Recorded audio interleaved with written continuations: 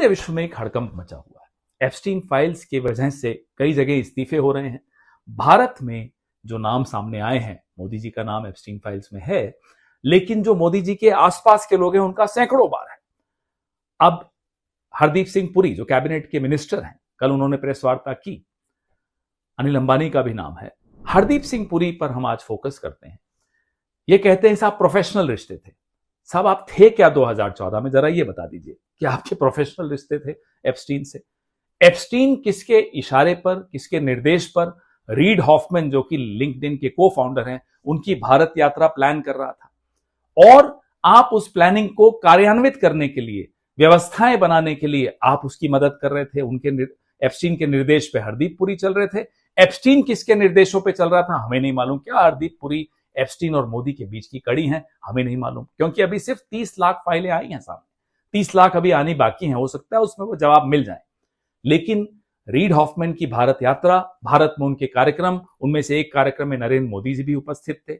ये सब हरदीप पुरी किस कैपेसिटी में कर रहे थे, किस हैसियत से कर रहे थे? हरदीप पुरी उस वक्त एक रिटायर्ड डिप्लोमैट थे। क्या भारत सरकार की एम्बेसी बंद हो चुकी थी? क्या राजदूत नहीं थे वहां? क्या सुषमा स्वराज जी मंत्री नहीं थी कि नरेंद्र मोदी को हरदीप सिंह पुरी की उपयोगिता मिली? उनको हरदीप पुरी मिले कि जो ये सारा कार्यक्रम करवाएंगे? क्या एप्स्टीन को भी भारतीय एम्बेसी नहीं हरदीप पुरी मिले? और नरेंद्र मोदी को क्या एप्स्टीन मिले रीड हॉफमैन को भारत लाने के लिए?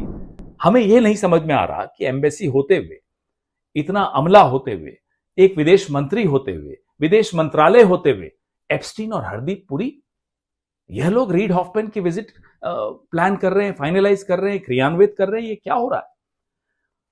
हरदीप पुरी कहते हैं साहब प्रोफेशनल रिश्ते थे, कॉफी पीने जा रहे हैं, उनके अपार्टमेंट में जा रहे हैं, मेल्स में किताबें डिस्कस हो रही हैं, परिवार डिस्कस हो रहे हैं। क्या हो रहा है? शौक डिस्कस हो रहे हैं। क्या हो रहा है ये?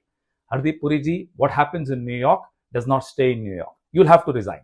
आपको इस्तीफा देना पड़ेगा। आपका नाम उजागर हो चुका है। और कल जो प्रेस कॉन्फ्रेंस आपने की, उसमें आप बोलते हैं कि साहब तब तक मुझे नहीं मालूम था कि वो इतना बड़ा यौन अपराधी है। एक उसने अपराध स्वीकार कर लिया था। अंडर एज गर्ल्स को प्रोस्टिट्यूशन में उनका नाम आया और उसने स्वीकार किया, और हरदीप पुरी कहते हैं दैट्स इट, छोटी सी बात है। ये मानसिकता है नरेंद्र मोदी के एक मंत्री की कि अंडर एज गर्ल्स की प्रोस्टिट्यूशन उनको एक छोटी सी बात लगती है।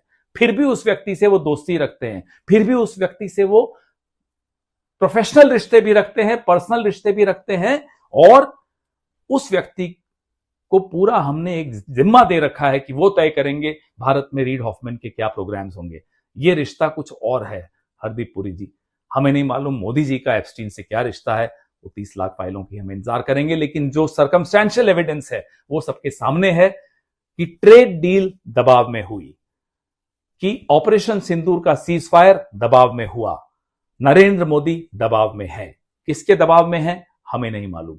वो 30 लाख फाइलों की इंतजार है। जय हिंद।